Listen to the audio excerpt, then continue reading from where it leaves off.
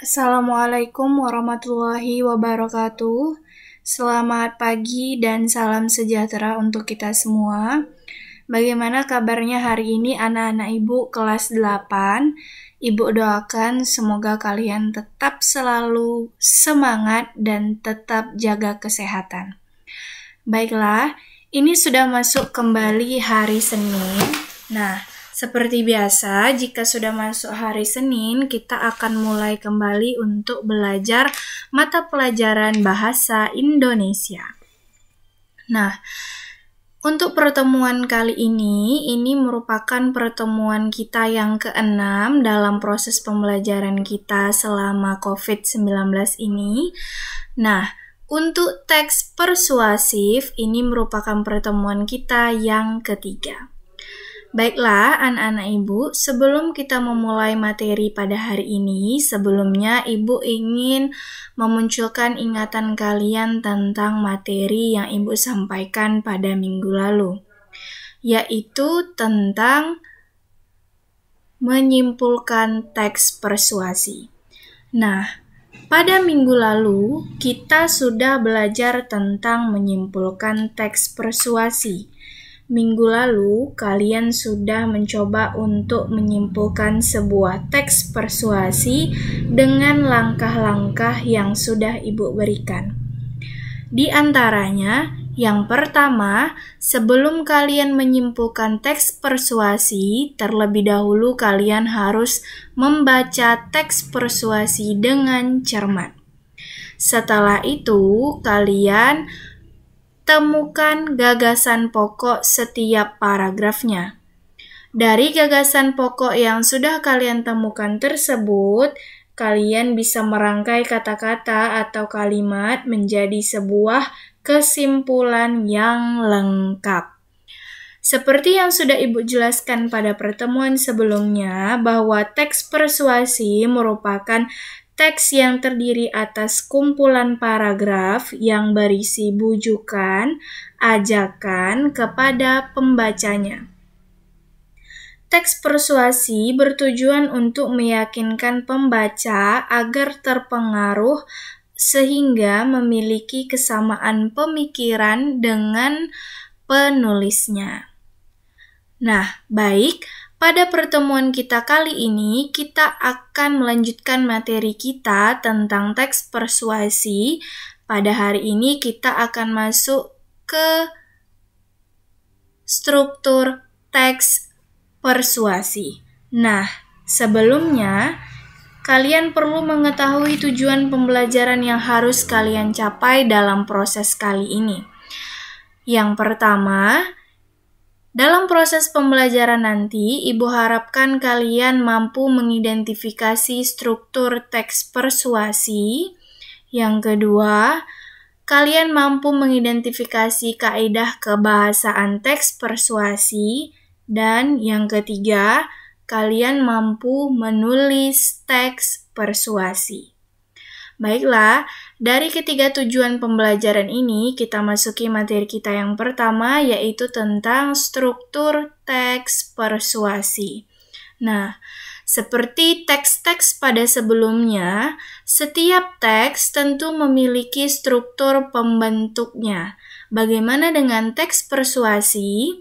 Teks persuasi sendiri itu merupakan teks yang berisi kalimat-kalimat ajakan yang memiliki 4 struktur. Yang pertama, pengenalan isu. Pada bagian yang pertama, pengenalan isu ini berisi tentang gambaran isu, topik, atau tema yang dibahas dalam teks persuasi. Bisa juga berupa pengantar atau penyampaian tentang masalah yang menjadi dasar penulisan teks tersebut. Yang kedua, struktur teks persuasi itu berisi tentang rangkaian argumen. Ibu sudah pernah bilang kepada kalian bahwa argumen itu merupakan pendapat. Nah, pada bagian yang kedua ini berisi tentang pendapat-pendapat penulis tentang isu, topik, atau tema yang dibahas dalam teks persuasi. Bisa juga berupa pendapat penulis atau pembicara terkait dengan isu yang dikemukakan pada bagian sebelumnya. Nah, pada bagian ini penulis juga mengemukakan sejumlah fakta-fakta yang bertujuan untuk memperkuat argumen-argumen atau pendapat tersebut. Struktur teks persuasi yang ketiga, pernyataan ajakan. Pada bagian yang ketiga ini, disinilah terletak tujuan penulis yang sesungguhnya. Karena pada bagian yang ketiga ini merupakan inti dari teks persuasi yang menyatakan dorongan kepada pembaca atau pendengarnya untuk melakukan sesuatu. Pernyataan tersebut disampaikan secara tersurat atau bisa juga secara tersirat. Tersurat artinya ada di dalam teks atau tersirat artinya memiliki makna yang tersembunyi. Adapun kehadiran pendapat berfungsi untuk mengarahkan atau memperkuat ajakan-ajakan tersebut. Jadi, dari semua struktur teks persuasi, bagian yang ketiga ini merupakan bagian yang paling inti dari teks persuasi, yaitu pernyataan ajakan. Kita lanjutkan ke struktur teks persuasi yang keempat, yaitu penegasan kembali.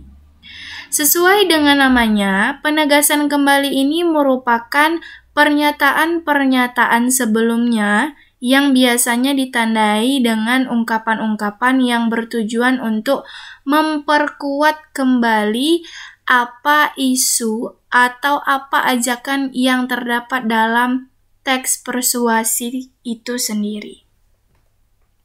Baiklah, ini merupakan struktur teks persuasi, kalian bisa baca dan pahami.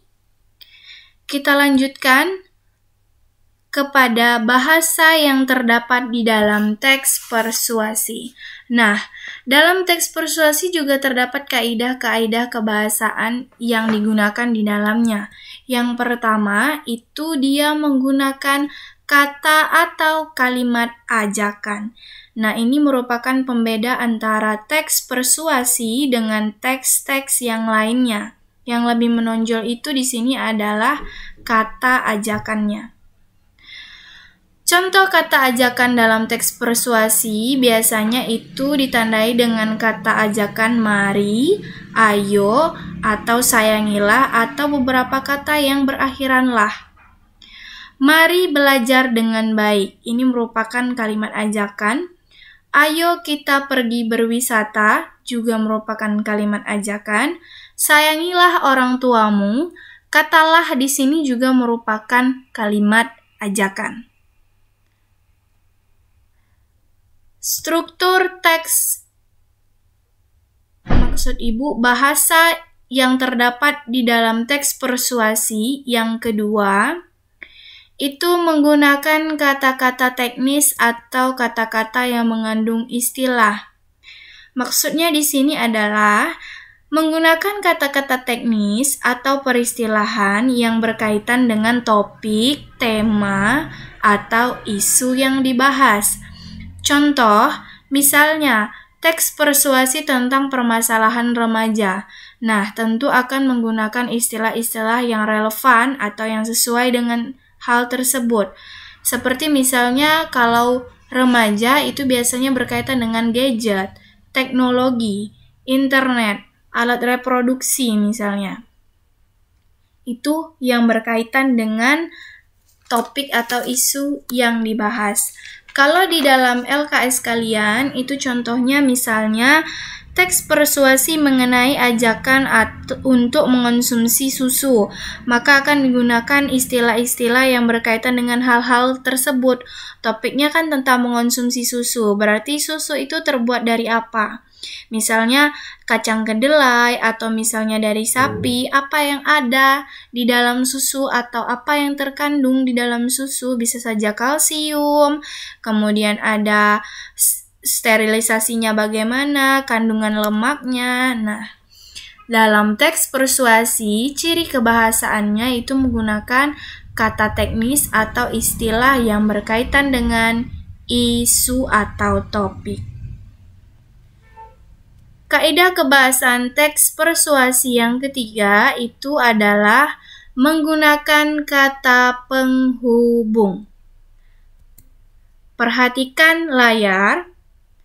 Kata penghubung ini bertujuan untuk menyambung antara kalimat dengan kalimat selanjutnya atau antara paragraf dengan paragraf selanjutnya. Biasanya ditandai dengan kata-kata jika, sebab, karena, dengan demikian, akibatnya, atau bisa juga oleh karena itu. Ini biasa kita jumpai kata penghubungnya di awal kalimat untuk menyambung antara kalimat yang satu dengan kalimat yang lain.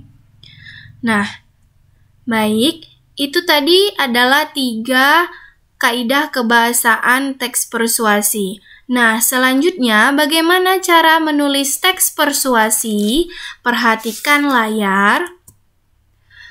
Cara yang pertama yang perlu kalian ketahui untuk menulis teks persuasi itu adalah menemukan tema atau topik yang akan dibahas dalam teks persuasi tersebut.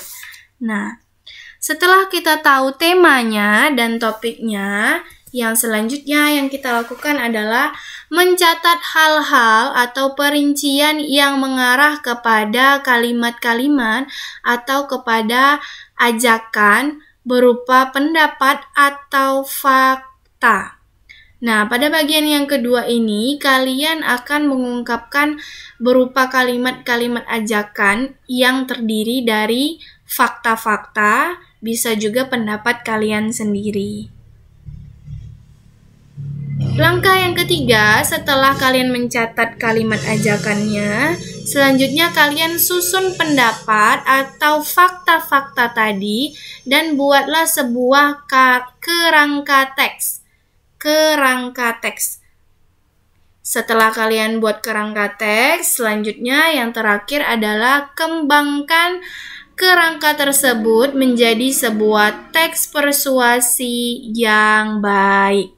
Ya, sesuai dengan struktur teks persuasi tadi, harus melengkapi keempatnya, kemudian perhatikan juga kaidah kebahasaan teks persuasinya. Nah, baiklah. Itu tadi materi kita pada hari ini tentang teks persuasi, yaitu tentang struktur teks persuasi, kaidah kebahasaan teks persuasi, dan bagaimana cara menulis teks persuasi yang benar. Selanjutnya, seperti biasa, kita akan melaksanakan latihan. Latihannya berkaitan dengan materi yang baru saja Ibu sampaikan. Hanya 1 soal yang Ibu berikan. Identifikasilah struktur teks persuasi yang berjudul permainan tradisional. Nah, Ibu akan memberikan link tugasnya besok saat proses pembelajaran kita telah selesai. Jadi nanti kalian akan mengidentifikasi struktur berdasarkan teks persuasi permainan tradisional. Nah, baiklah anak-anak Ibu, demikianlah proses pembelajaran kita pada hari ini. Semoga apa yang Ibu sampaikan bisa kalian terima dengan baik. Nah, tetap jaga kesehatan, tetap semangat. Ibu akhiri, Assalamualaikum warahmatullahi wabarakatuh.